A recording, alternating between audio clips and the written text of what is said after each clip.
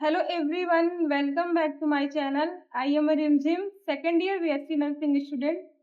तो इस वीडियो में हम यह बात करेंगे कि यूपी सीनेट काउंसलिंग के लिए और कॉलेज में रिपोर्टिंग के लिए कौन कौन से डॉक्यूमेंट चाहिए। तो सबसे पहले हम यह बात करते हैं काउंसलिंग के लिए कौन कौन से डॉक्यूमेंट चाहिए। उसके लिए आपको अपने 10th की मार्कशीट, 12th की मार्कशीट, आपका आधार कार्ड, आपका income certificate, caste certificate, domicile certificate और बैंक पासबुक, इतने डॉक्यूमेंट आपको काउंसलिंग कराने के लिए चाहिए। और अब हम ये बात करते हैं कि कॉलेज में रिपोर्टिंग के लिए जब आपको कॉलेज मिल जाएगा तब आपको कॉलेज जाना रहेगा। तो वहाँ पर जाने से पहले आपको कौन कौन से डॉक्यूमेंट वहाँ लेके जाने हैं।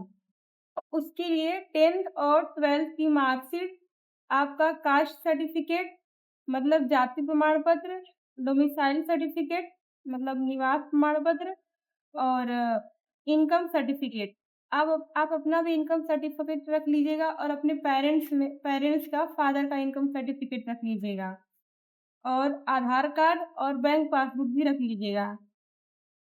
उसके अलावा जब आपको कॉलेज मिला होगा तो आपको एक रिसिप्ट मिली होगी, तो उसका सीट अलॉटमेंट लेटर आप वो रख लीजिएगा और पासपोर्ट साइज फ़ोटो मतलब वैसे मतलब मिनिमम तो 5 है, अगर आप एक्स्ट्रा रख लेंगे तो शायद काम पड़े तो आपको प्रॉब्लम नहीं होगी। और आपने जो 40,000 फ़ीस सबमिट की है उसकी रिसिप्ट, उसका प्रिंट आउट रख लीजिएगा और वेरिफ़िकेशन शीट। जब सीनेट का फॉर्म फिल किए किए होंगे तो उस टाइम आपको एक शीट मिली होगी वेरिफ़िकेशन शीट, आप उसका प्रिंट आउट रख लीजिएगा।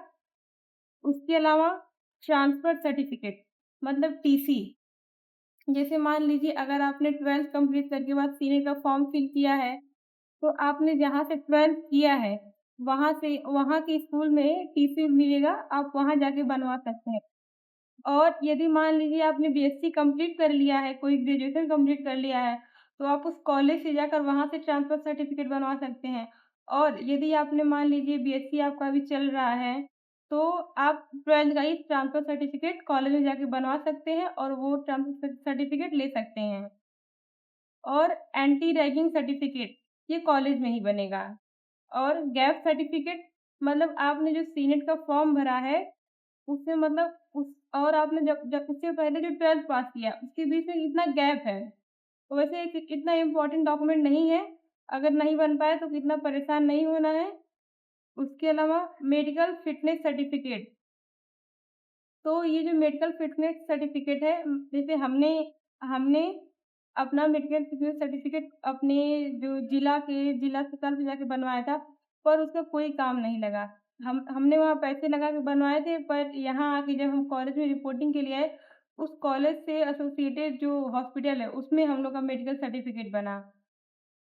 और कैरेक्टर सर्टिफ़िकेट, आपने जहाँ से 12th पास किया है, वहाँ से आपका कैरेक्टर सर्टिफ़िकेट बन जाएगा, आप वो बनवा लीजिएगा।